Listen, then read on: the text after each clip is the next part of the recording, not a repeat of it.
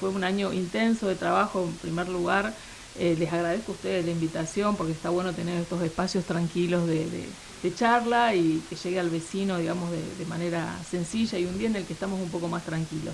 Pero realmente, el primero comentarte, ¿no?, que el Congreso en el año 2020 trabajó más que todo lo que se hizo en el 2019, o sea, y siendo que fue en el contexto de pandemia, ¿no? O sea, tuvimos muchas más sesiones que lo que se pudo trabajar en el año, y al que siempre, el 2019, que siempre se le echa la culpa a lo electoral, ¿no? Y sin embargo, por lo menos el compromiso que tenemos este año, todos los diputados del Frente de Todos, es trabajar en un año electoral mucho más, digamos, que lo que habitualmente se hace, porque primero el país lo necesita, ¿no? El país ya lo recibimos en una situación realmente tremendamente difícil, y la pandemia vino a agravar, bueno, hemos escuchado últimamente, o hemos visto los últimos índices que se han publicado del INDEC, y realmente la situación de personas en situación de pobreza nos preocupa muchísimo, y hay que trabajar mucho en seguir fortaleciendo políticas públicas para que el Estado llegue, para que el Estado ayude, porque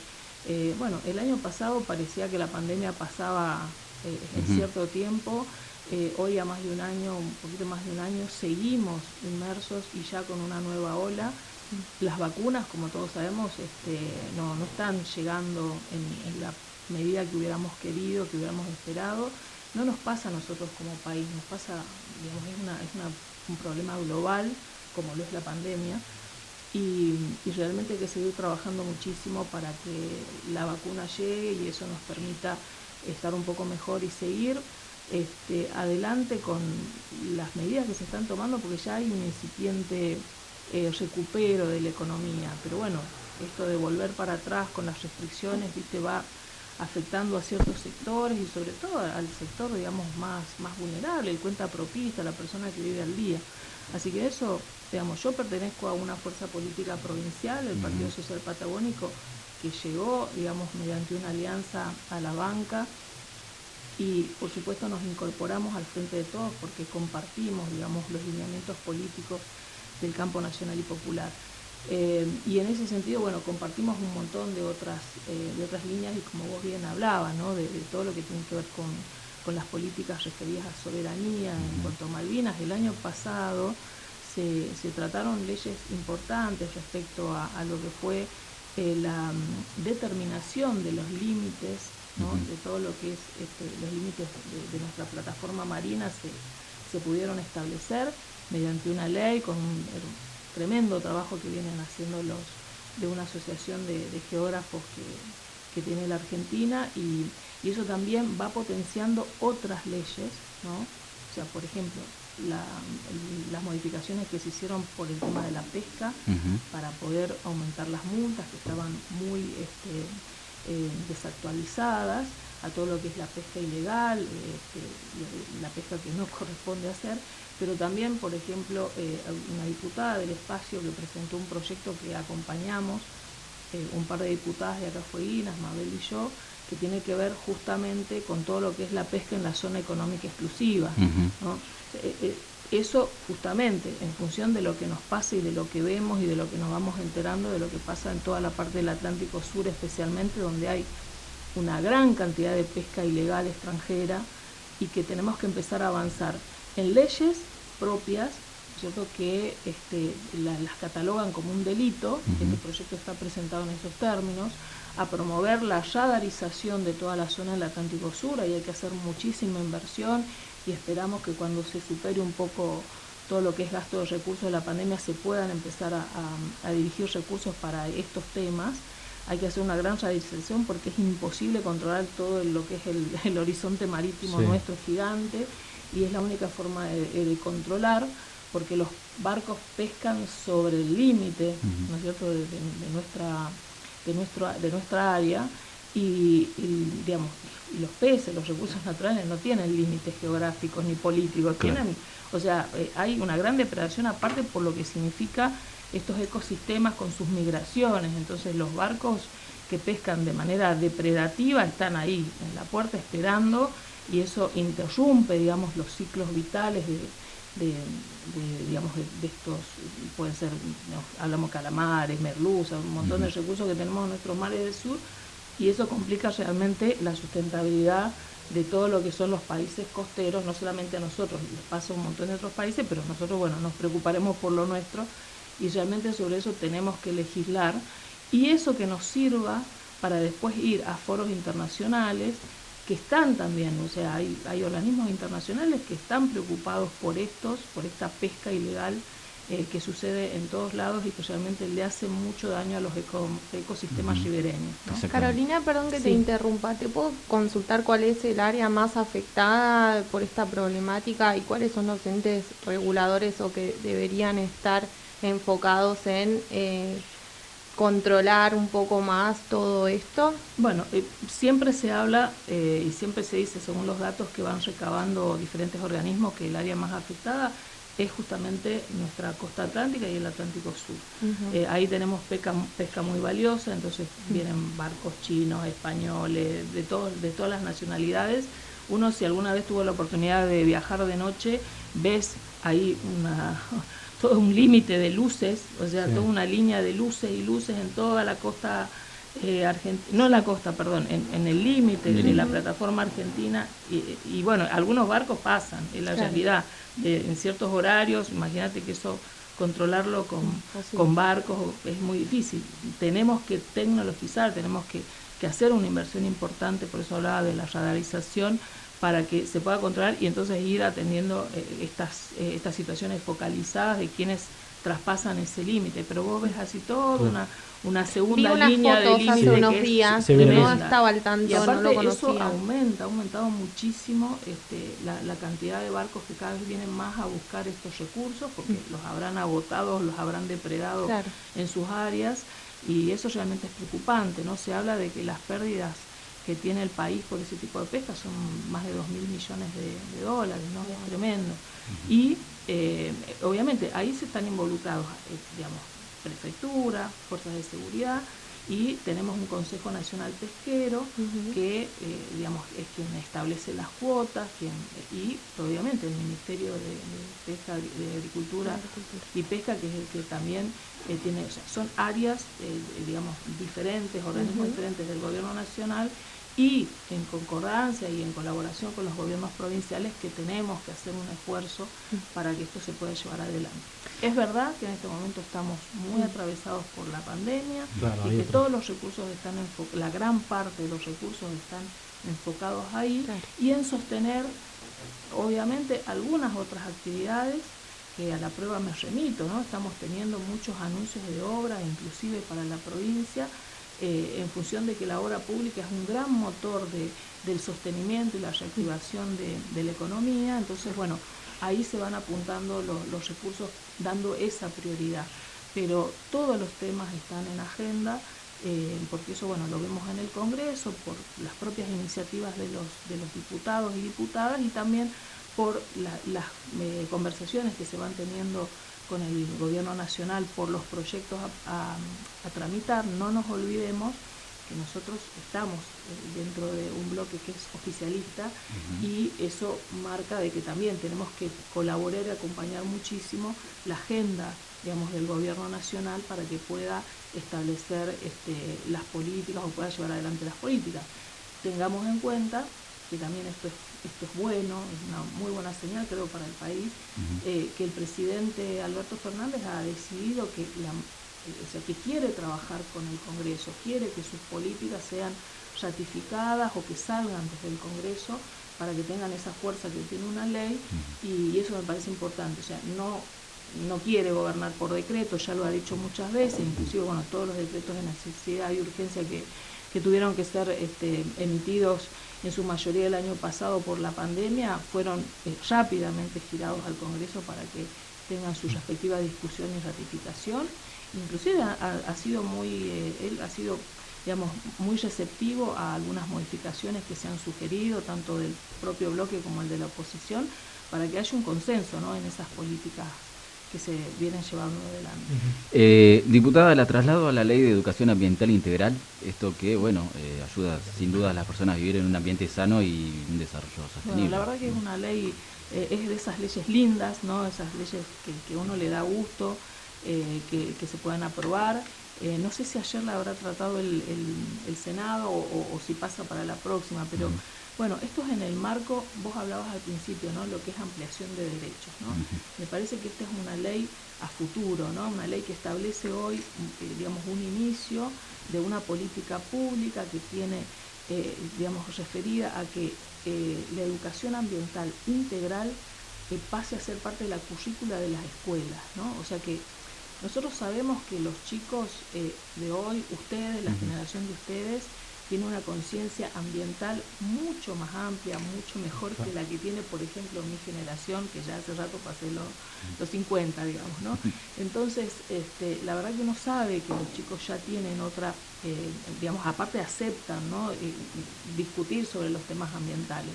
En nuestra generación era nada, muy difícil. Claro, no se hablaba mucho. Entonces, la verdad que eso también hay que institucionalizarlo y que desde la edad temprana puedan recibir los conocimientos. Yo le hago un comparativo con lo que es la Ley de Educación Sexual Integral, que en su momento se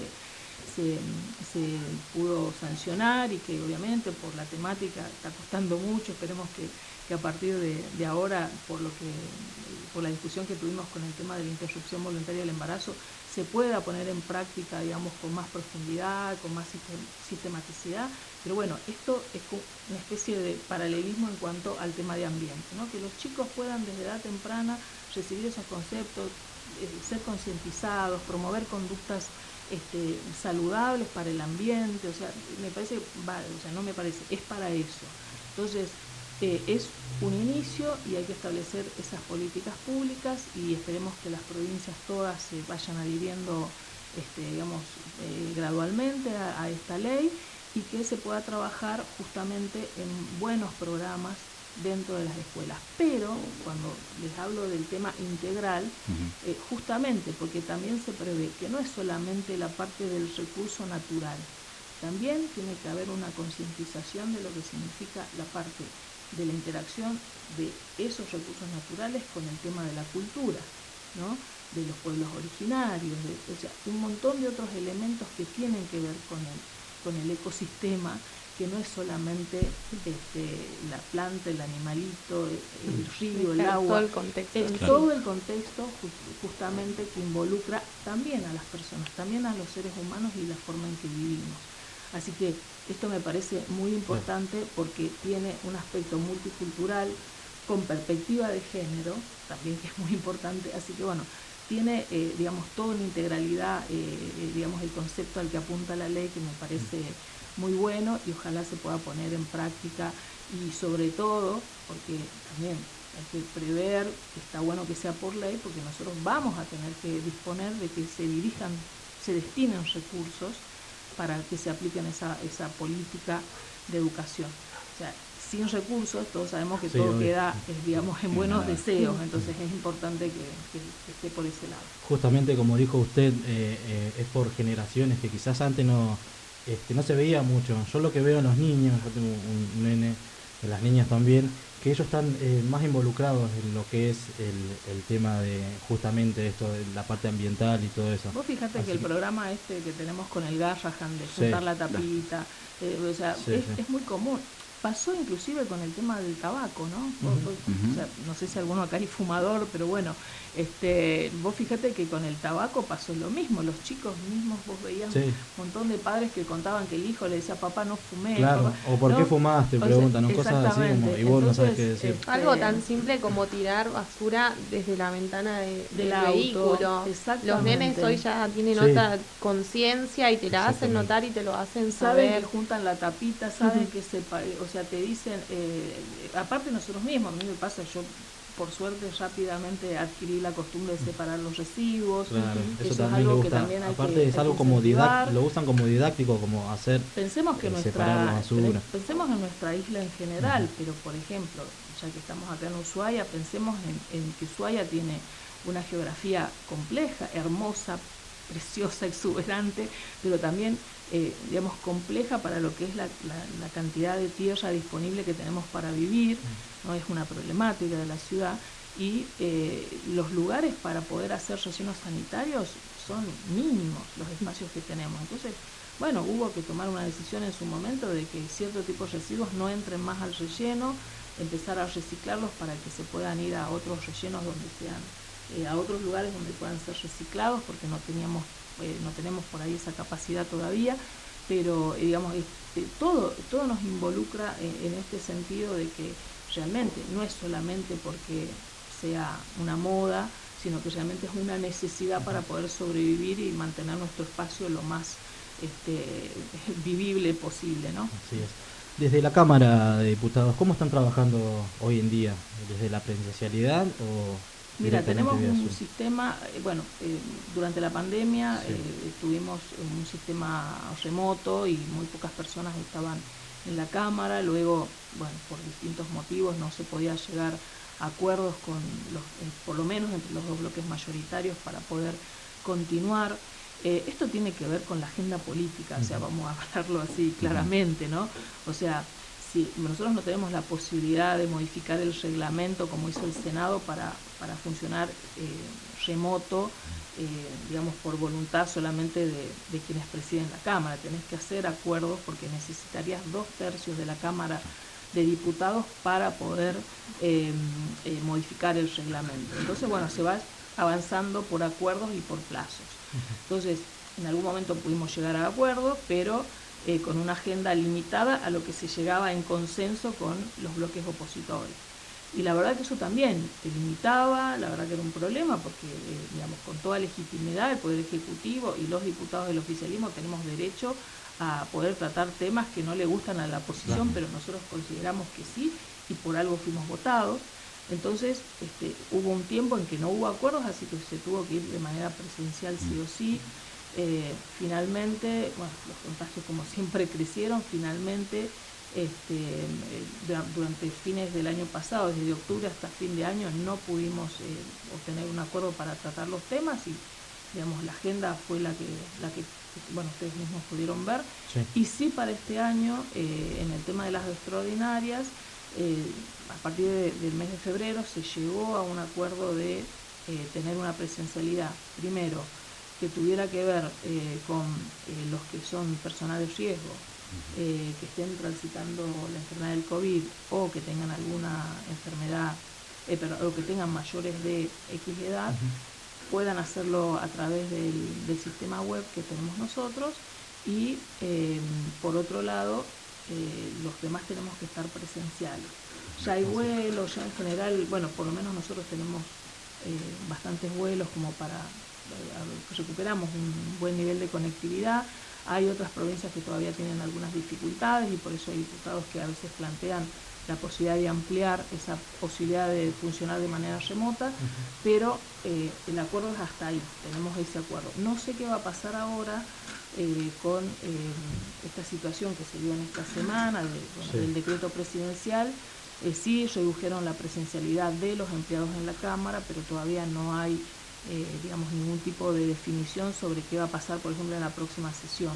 Hasta la semana pasada o hasta principio de mes que tuvimos la última sesión, donde bueno, se votó justamente lo de ganancias, que era un compromiso. Eso era lo que no me salía, ¿vio? Impuesto a la ganancia. Porque, te explico porque seguramente porque no es un tema que nos preocupe. Bueno, igual ya lo hemos hablado eso varias veces. Le digo, eso es lo que pasa, ¿no? Es que la ganancia. Vamos a ver hemos cómo apoyado seguimos. la ley, ¿se acuerdan? Y ahora no les sale. Nosotros estamos a disposición de sesionar desde donde sea. Yo he sesionado hasta del hospital, con eso te digo todo. La voluntad de estar presente y votar las leyes está, y todos han puesto buena voluntad en eso. Esperemos que el bloque opositor deje de hacer un poco de política con esto, porque lo sentimos así. Pero bueno, es el juego, ¿no? El juego de la democracia. Pero estamos disponibles. Usted me entendió igual que era modificación de impuesto a la ganancia, y justo se invirtió. Claro, bueno. El año pasado... ¿Qué le pasa a Negri? ¿Es en serio Negri así?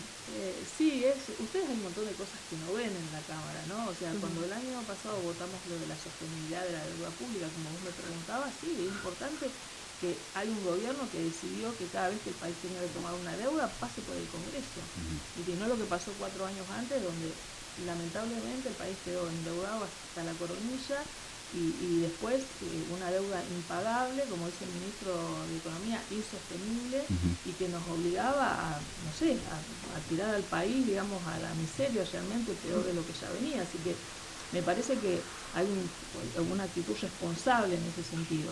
Y ahora con el tema de ganancias, porque hay, digamos, Disculpame mi ignorancia. Sí.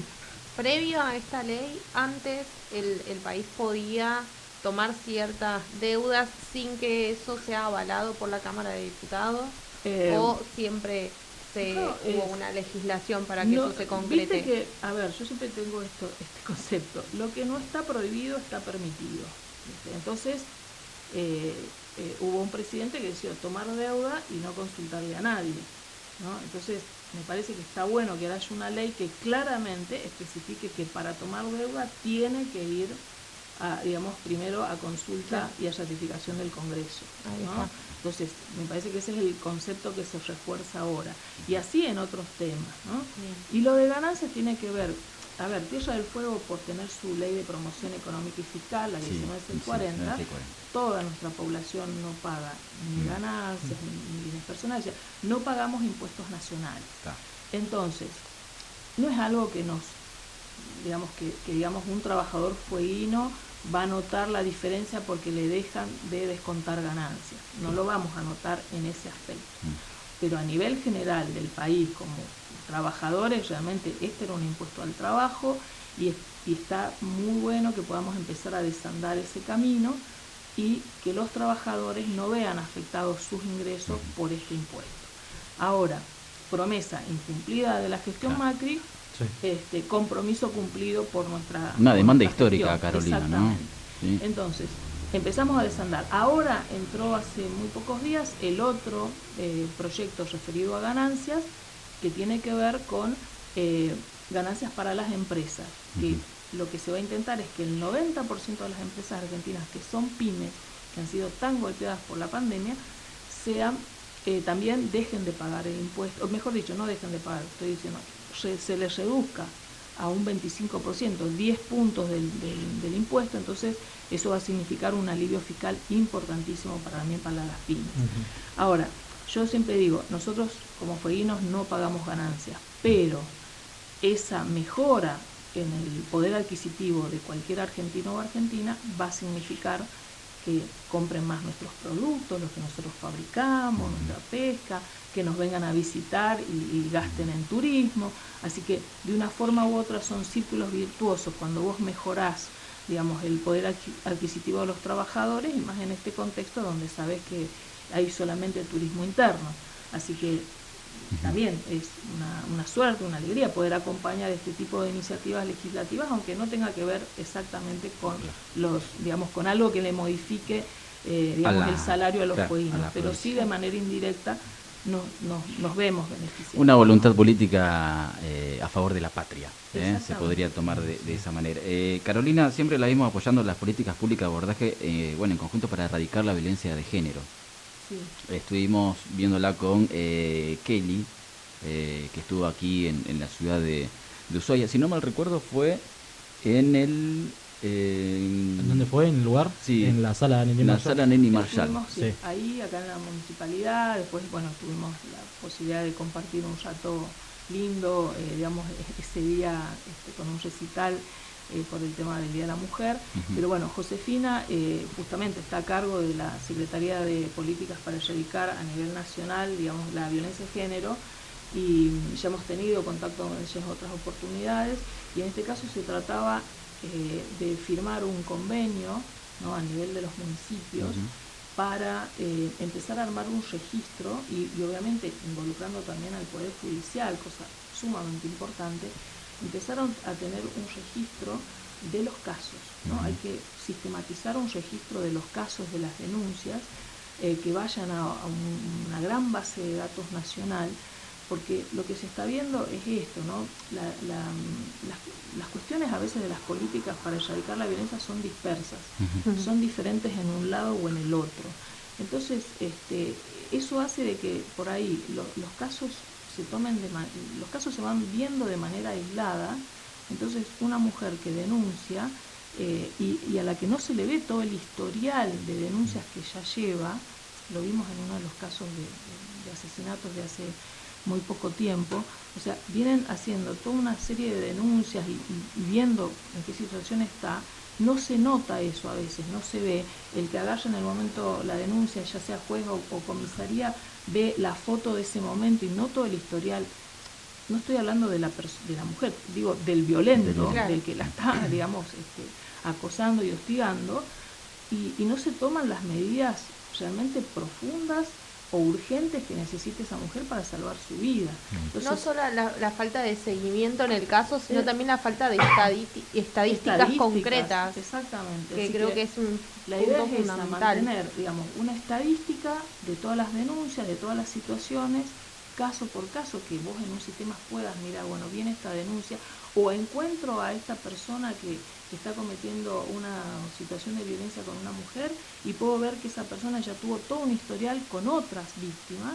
Entonces, es una forma también de que la justicia, digamos, al momento de tomar una decisión contra esa persona que está cometiendo un delito grave y poniendo en riesgo la vida de una persona o de sus hijos, tome, digamos, en cuenta todos esos antecedentes y los tenga a la mano, ¿no? Porque vos también, bueno, ustedes también saben que hay personas que están hoy en una provincia, cometen un delito de violencia contra una mujer, se van a otro lado y en ese otro lado inician una nueva historia también de violencia. Claro. Entonces, tener todo eso realmente en un mapa va a ser muy útil en esta tarea que, bueno, no tengo que decir a ustedes que son jóvenes y que están en la tarea de la comunicación, realmente que es la otra pandemia, el tema de la violencia y de los feminicidios, ¿no? Así que bueno, comprometidos con estos temas. Nosotros ahora también tenemos un trabajo para hacer proyectos que por ahí son iniciativas de alguna compañera, pero tenemos un grupo de diputadas que nos acompañamos y estamos permanentemente conectadas para compartir esos proyectos, acompañarlos, fortalecerlos, ir presentando cosas juntas, que por ejemplo es el que se tome, digamos, otro tipo se modifiquen, digamos, artículos del Código Penal para tener, digamos, más contundencia y más severidad con aquellos que violan las restricciones, con los que violan las restricciones de acercamiento, me refiero, ¿no? Que bueno, que es una primer señal de alarma que la persona que está, digamos, en voluntad de violar esa restricción es porque va con muy malas intenciones, ¿no?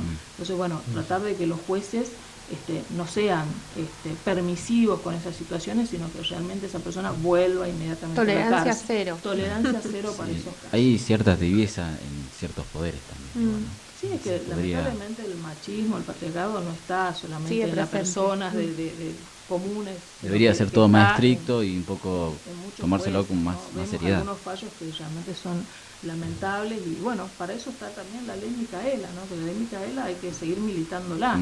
Todas estas leyes que tienen que ver con el cambio cultural para distintos temas hay que militarlas, porque sacás una ley y no es que el otro día automáticamente ya está solucionado el problema, no, hay que seguir. Vos fíjate, la ley Micaela cuántos años estuvo en que había provincias que todavía no la hacían propia, o sea, no la ratificaban, ¿no? Así que en esto hay que, siempre es un puntapié. Siendo una ley nacional. O sea, lo que pasa es que, bueno, por el sistema federal que tenemos, algunas leyes no son, digamos, de observancia pública, sino que de orden público se llama, sino que son leyes que cada provincia la tiene que ratificar. Entonces, bueno, ahí está la tarea, y ha sido mucho la tarea de todas las organizaciones feministas y de todos los colectivos de mujeres que han trabajado y luchado para que este tipo de leyes se vayan siendo adheridas por las distintas legislaturas provinciales. Bueno, en eso, bueno, con lo del ambiental, pero como estaba recién, vamos a tener que trabajar lo mismo. Y no es que, aunque uno parezca que es un tema ya asumido, sabemos que después vas a provincias donde tienen minería, y vas a tener que militar y pelear para que esas leyes también sean adheridas en las distintas provincias. Bueno, ese es el trabajo de la política, ¿no? Sí, yo como para ir cerrando, quería destacar mucho su labor. más allá de realizar su rol en la Honorable Cámara de Diputados, la vio muy participativa aquí en nuestra ciudad. Muchos actos, la he visto. Con Meoni estuvo hasta hace unos días. Y eso habla muy bien, uno habla como ciudadano y dice, bueno, es diputado, senador, listo, no lo vemos más, se van a Buenos Aires, hacen su trabajo allá. No, usted está muy participativa aquí en la ciudad y eso habla muy bien también de su trabajo que lleva adelante. No, yo te agradezco, pasa que uno no tiene que perder el contacto con su realidad, con las personas a las que representa. Claro.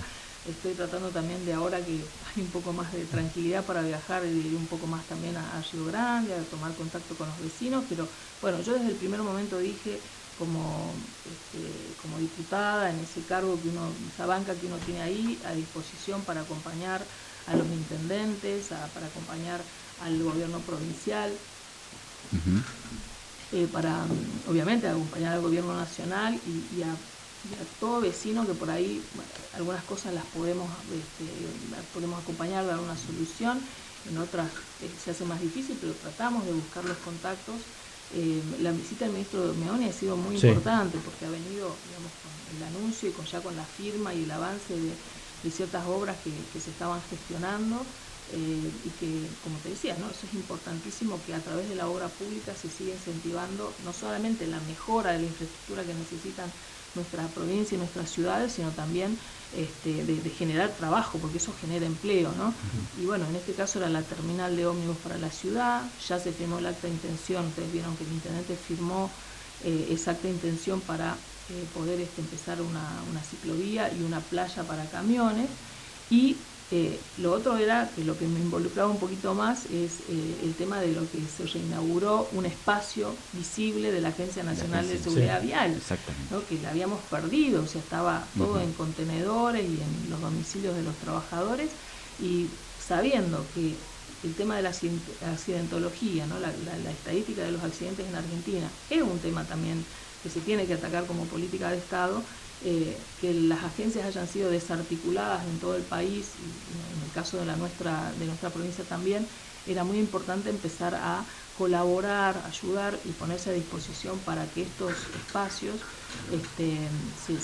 se vuelvan a ver y se vuelva a trabajar mucho. Fiscalización y control en articulación con provincia y municipios, pero también en la educación vial, ¿no? En las campañas de educación, también a nivel general de la población y a nivel de escuela. Yo al que quedó como jefe de base, a Daniel Chavaglia, bueno, lo conozco, fuimos compañeros en la gestión con Fabiana Ríos, y realmente, bueno, ponerme a disposición de lo que él necesite y colaborar, porque tiene una enorme tarea por delante, ¿no? Después, bueno, el ministro también visitó el puerto, porque hay un montón de obras que necesita, digamos, a nivel puerto, y como digo, cuando vos ves estas articulaciones o estas coordinaciones virtuosas, el caso de la agencia, hubiera sido imposible poder inaugurar ese lugar sin el compromiso de Walter, el intendente, ¿no? Él se dio un espacio de la municipalidad, un muy buen espacio, con mucha visibilidad, para que se pueda condicionar. Nos ayudaron muchísimo también ayudaron muchísimo para que eso quede acondicionado, y ahí están las oficinas de la agencia, y bueno, eso habla de que hay una voluntad política, de un compromiso de ese famoso trabajar en conjunto, que cuando es real, generoso, digamos, y comprometido, esos son los resultados. Así que bueno, ahí vamos a estar ayudando, ¿no? Dijo obra pública y se me viene a la mente la apertura de sesiones cuando Alberto Fernández expresa lo siguiente: la obra pública será prioritaria en nuestra gestión. Cuando llegamos el 70% de las obras estaban paralizadas. Ahora hay más de 1000 obras en ejecución en las 24 jurisdicciones del país. Los argentinos van a llegar al municipio, habla de federalismo, ¿no? Exactamente. Bueno, esa es una característica que por lo menos se está viendo en el gobierno, no importa el color político de la provincia, se está viendo muchísima obra en todo el país. Los ministros andan por todos lados, uno, bueno, lo ve porque sigue estuvo Ferraresi también firmando acuerdos muy importantes para involucrar no solamente a la provincia, sino también a los municipios, y empezar a dar respuesta para esta demanda habitacional que en nuestra provincia sumamente de un alto nivel, porque necesitamos, la verdad, dar respuestas. Hay una demanda, digamos, habitacional atrasada. A través del Ministerio de Desarrollo Social, hace un mes atrás, un poquito más de un mes, en febrero, también tuvimos la visita de una funcionaria nacional de desarrollo, que es la que está a cargo del RENAVAP, de lo que es, digamos, esta área de Secretaría de Inclusión Sociourbana, que está apuntada a todos los barrios populares, a los asentamientos, a los barrios que... La vimos en una visita en el CAID con Lorena Enrique Santos. La verdad es que ahí se obtuvo un financiamiento importantísimo. Ese RENAVAP tiene un fondo, fue una ley que se hizo durante la gestión Macri, pero que quedó sin fondeo, ¿no? Ahora lo que se hizo es meterle plata ahí, digamos, en ese fideicomiso para que se logre la regularización de no sé cuántos miles de barrios en todo el país. A nosotros nos llega ahora un fondo importante, o sea, le llegó al municipio, no a nosotros, bueno, al municipio un fondo importante para lo que es, en este caso, la zona del CAID, que ahí hubo un excelente trabajo justamente de la Secretaría de Hábitat del municipio y de Lorena Enríquez, que es quien lo encabeza, para presentar un proyecto en tiempo récord, excelente proyecto. Felicitaron, digamos, el trabajo del equipo técnico de la municipalidad en ese sentido, y poder avanzar en un financiamiento que permita la reubicación de casas, mejorar las condiciones, digamos, del suelo, para después preparar esa zona y que puede llegarle el agua y cloaca, que también es otro financiamiento que le llegó al municipio, ¿no? Y lo mismo está pasando, digamos, ya en Río Grande. Ahí el intendente también se está poniendo, digamos, en un montón de obras viales y obras de mejoramiento de barrio. Así que, digo, todos estos recursos se están destinando para mejorar realmente la calidad de vida de las personas. Sabemos, quien conoce Ushuaia sabe lo que es toda la zona de lo que llamamos el Escondido, y sabe de la necesidad de poder mejorar las condiciones, ¿no?, en ese lugar, de que tengan servicios mínimos, ¿no? Y necesarios, obviamente que son necesarios. El agua es esencial. Hasta de salud, ¿no? Exactamente, exactamente. La gente ahí vive con el agua en condiciones, digamos, realmente muy vulnerables, y bueno, el contacto con los vecinos, cada vez que tengo la oportunidad y estoy y puedo acompañar a los funcionarios municipales de diferentes lugares, me gusta, porque ahí uno puede realmente empaparse de cómo está la situación y en lo que pueda, como digo, colaborar, ¿no? Y también, obviamente, los poderes ejecutivos son los que tienen la responsabilidad, y obviamente que son los que han sido elegidos para hacer las gestiones, pero uno también, como ustedes habrán visto a diferentes o senadores o diputados, acompañar a los funcionarios del Ejecutivo para tocar también esa puerta, insistir, digamos, y tirar la manga.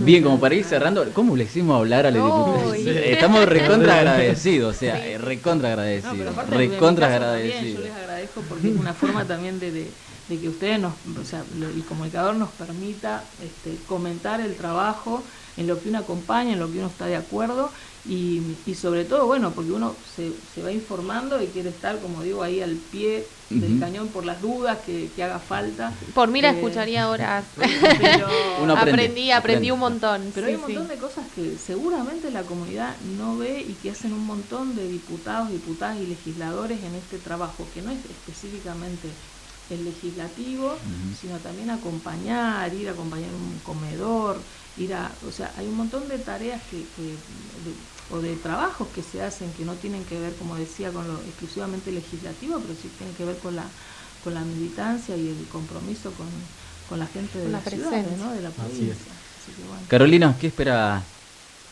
para este 2021? ¿Qué desea usted para este 2021? No, bueno, yo lo primero que deseo es que superemos la pandemia, que lleguen las vacunas.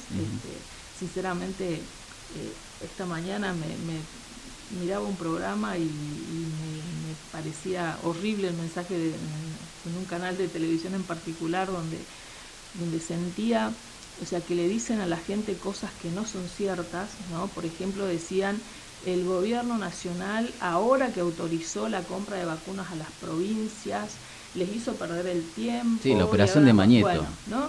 Entonces, la verdad que me daba mucha pena, porque no es así, o sea, todos sabemos que las vacunas son escasas en todo el mundo.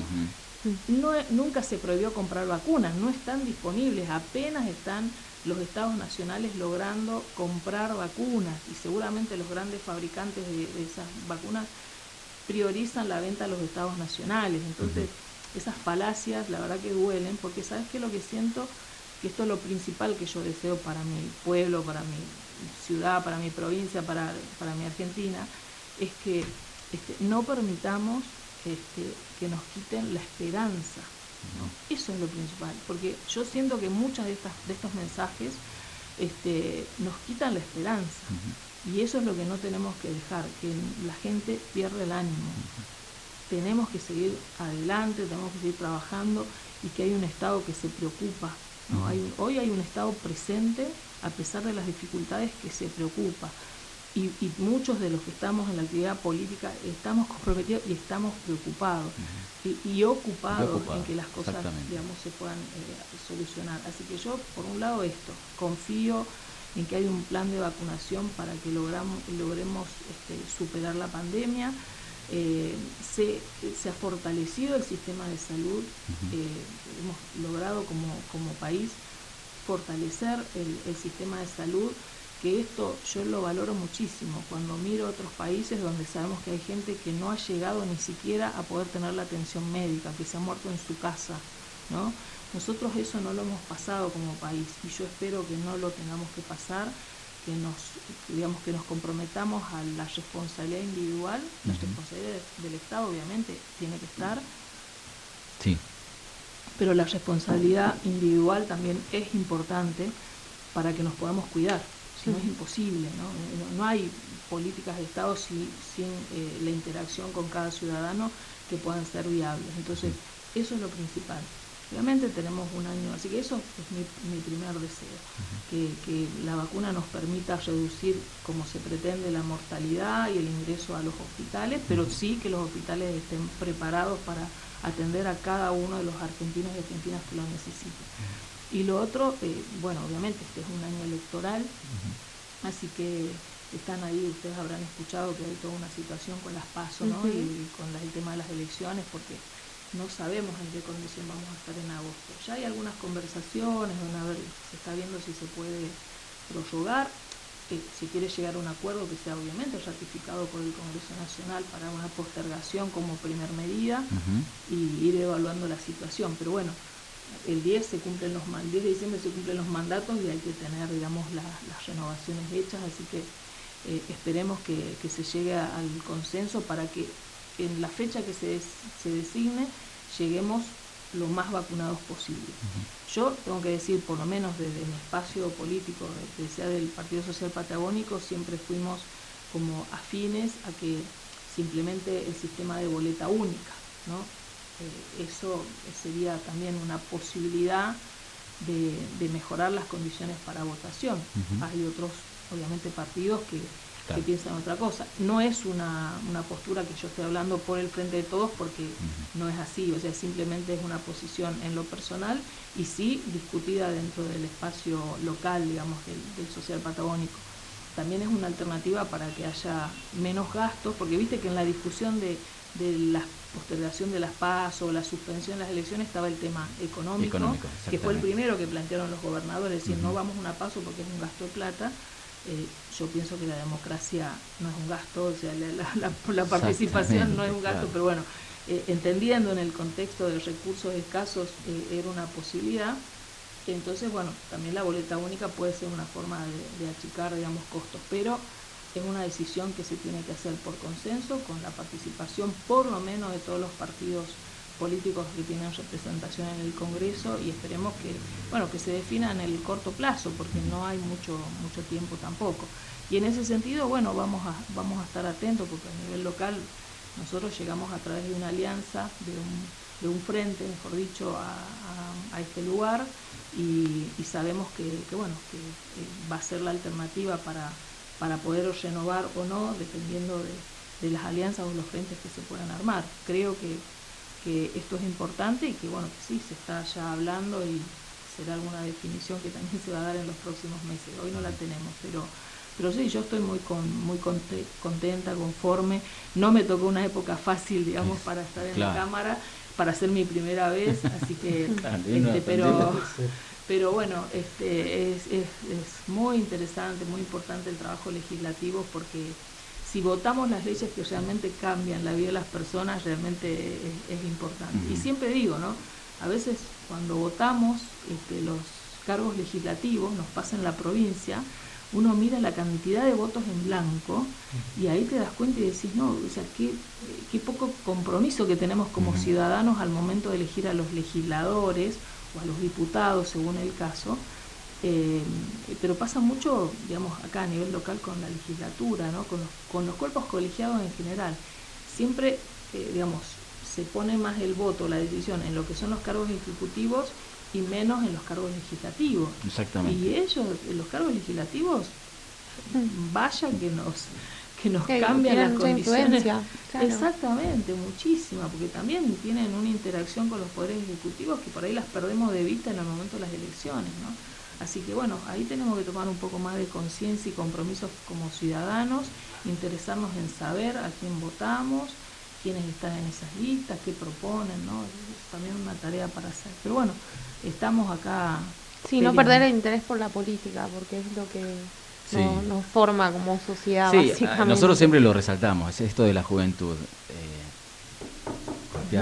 Vamos a hablar de política. No, pero es una mala palabra. Claro, no, hay que subsanar la palabra. Y hay que entender que la política es una herramienta de transformación. Cuando uno entiende que la política es una herramienta de transformación, obviamente que se va a incluir a aquellos que está mal visto, ¿no?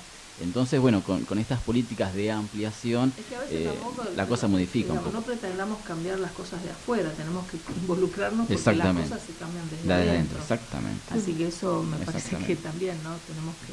Pero bueno, hay una responsabilidad también de los políticos, quizás quisieron perder la fe, de los malos políticos, y los que tenemos un compromiso real tenemos que trabajar para que se recupere esa confianza y seguir sumando, sobre todo, bueno, a las nuevas generaciones, como decíamos recién, a que se involucren y que sepan que de ahí pueden transformar su vida, la de los hijos que van a tener y la de los padres y los abuelos que ya tienen, ¿no? Carolina, ha sido un gusto enorme, nos has brindado un tiempo realmente muy nutritivo para aprender, y la verdad que estamos muy agradecidos que estés aquí en el piso con nosotros.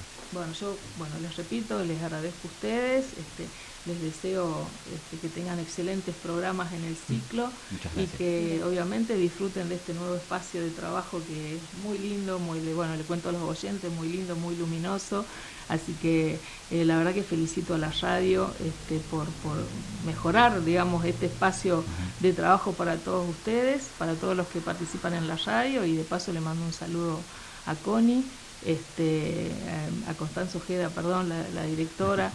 Bueno, acá también los saludamos al operador. Se pone celoso Víctor, yo no puedo creer, bueno, ya demasiado. Escúcheme. ¿Qué hace?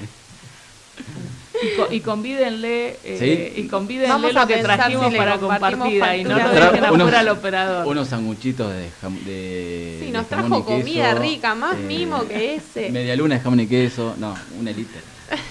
Bueno. Que venga siempre. Que venga siempre. No está desubicado. ¿Cómo va a decir eso, por favor? Carolina, muchas gracias. A ustedes.